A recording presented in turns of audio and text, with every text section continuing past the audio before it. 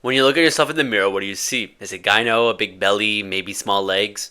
Understand that that was not supposed to be the version of who you're supposed to be, but you let it happen. My name is Roy, and I was able to lose 64 pounds of fat and be able to build my dream physique.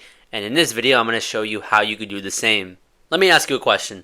Me and you right now are both Hispanic. So what did our ancestors eat? The Aztec warriors out there and back in the day. It was mostly single base ingredients. That's where they normally ate nuts, fruits, but what's the one thing they normally ate? Meat. And the crazy thing about meat is that it doesn't make you gain weight. It actually makes you build muscle.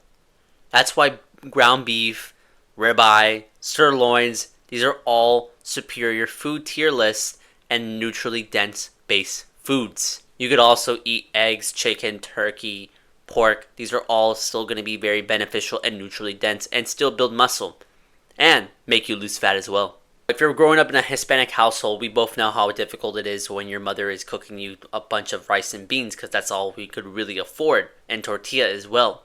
But understand that these are going to be very high in the GMI index. That is why you're going to be getting the feeling of bloatness, lethargic feeling, or brain fog. And if you incorporate that with a sedentary lifestyle, carbs are simply just going to make you gain weight. So whenever you're going to the Mexican stores, or overall just whenever you go to a normal stores, stop getting pan dulce. Those are very high in the GMI index. That is going to rise your insulin level and going to keep you gaining weight. And also whenever you're at the register at the Mexican stores or any other stores, do not get the flan or gelatina because these are still heavily carb-based meals. And it's worse because it's made out of sugar. When consuming sugar, all it does is turns into fat in your body.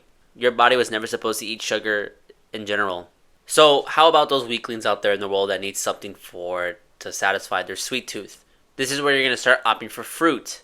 Not only these are very low in the GMI index, but you won't get that same sensation of the bad benefits when it comes to eating the high carb meals. And if you need something even more sweeter than that, you could also add honey to the fruit as well. One crucial factor that will change your whole perspective on food, well, you need to stop eating the modern Hispanic food. It's strictly designed for you to keep buying and being addicted to it. That's why you can't stop eating los burritos, tacos, quesadillas, tortas. These are all heavily based carb meals and very little protein. And the worst thing is that I can't even enjoy a sope without it being cooked with seed oils with very little protein and really high carbs. If you're serious about changing your physique in 2025 because you're tired of looking in the mirror and hate it when you wake up, you could have been someone who completely changes their trajectory in life. No more destroying self-confidence, feeling uncomfortable in your skin, and rarely any energy throughout the day. There's a workout program. You could try it in the description below. Now, I don't understand why this is such a universal thing that every Hispanic thinks. This is the first thing they think whenever they think about losing weight, and it's not running. Running isn't going to be the solution. Running will lose fat, yes, but what running will do is that it will make you have loose skin. Running will increase your stress levels, and if you are building muscle right now or have muscle right now, it will use those muscle tissues to fuel your running session. This is where you're going to become that physique that everyone hates to be, and it's called being the skinny fat physique. That is where your body is mostly like this shape rather than this shape. But the one thing that separates you from all the other Hispanics out there in the world who continue to run is bodybuilding. We're going to do an action step. I'm going to tell you what you need to do, and you're going to pause this video right after I tell you. So right now you're going to go on Google and you're going to look up local gym.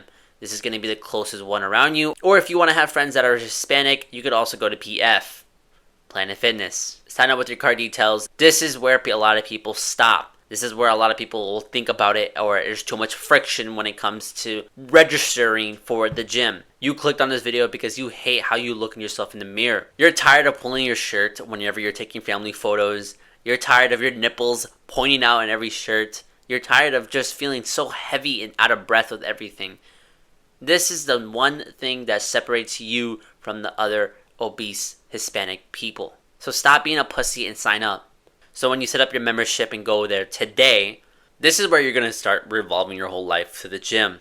This is where you're going to have to start sacrificing things that you don't need to have because gym is going to be the only thing that's going to be beneficial in your life. This is where if you start incorporating meat plus the weightlifting, you're going to be building more muscle. So that bears the question, how am I going to be able to gain weight if I don't have a workout program?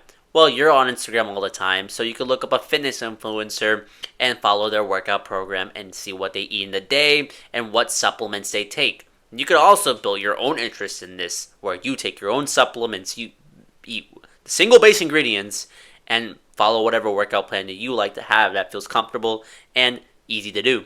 Not only that you're incorporating the weightlifting culture, you're going to be gaining the benefits from that. This is where you're going to be developing confidence, discipline, willpower, even more happiness.